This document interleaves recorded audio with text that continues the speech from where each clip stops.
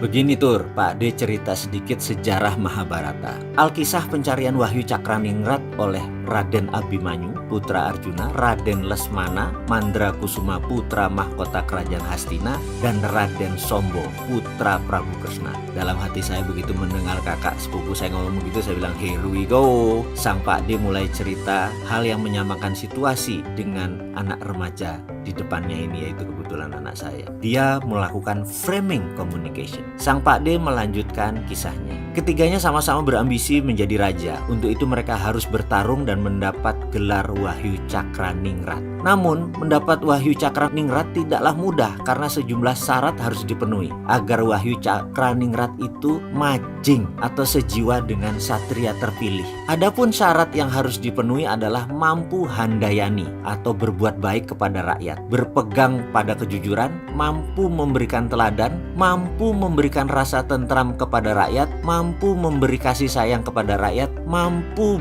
berperilaku amanah, mampu merekatkan seluruh rakyat tanpa memandang latar belakang agama, ras, budaya, serta harus peduli terhadap lingkungan. Ketiganya berangkat dari tempat yang berbeda. Mereka melakukan laku atau tirakat atau sebuah perilaku menjaga diri, samadhi. Raden Lasmana dikawal petinggi Kurawa seperti Arya Sengkuni, Resi Dorna, makan minuman lengkap tanpa ada kesusahan. Perilaku manja tersebut ternyata tidak membuahkan apa-apa, hanya membuang waktu saja. Dia tidak banyak samadhi, tapi makan minum dan hanya berpesta. Lain lagi putra mahkota Satria Parang Garuda, Raden Samba ini. Dia satria yang pemberani, juga ingin bertapa di dalam gua Gangga untuk meraih Wahyu Cakraningrat. Keberangkatannya seorang diri. Di tengah jalan Raden Samba bertemu wanita cantik yang merupakan bidadari utusan untuk menggoda. Ternyata dia gagal, dia tergoda sehingga gagal samadhinya. Betara Cakraningrat berbelok, tidak memberinya apa-apa. Raden Abimanyu atau nama lain Raden Ongkowijoyo, sebelum berangkat dia bertanya pada Punokawan, Semar Gareng Petruk Bagong yang merupakan pini sepuh yang bijak. Dia mendengarkan nasihat para Punakawan yang keturunan Betara Narada, yaitu Eyang Semar, di mana dia mendapatkan wejangan bahwa Betara Cakraningrat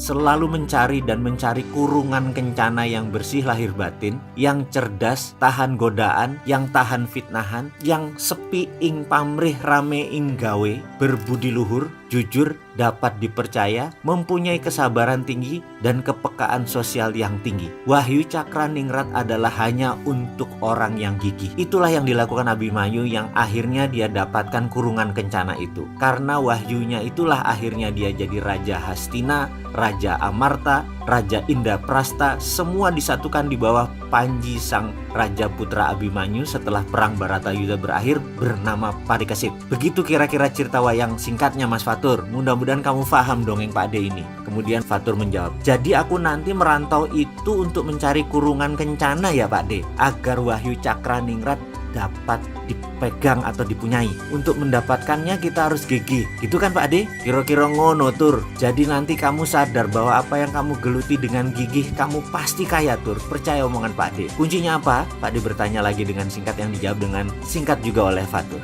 Gigih.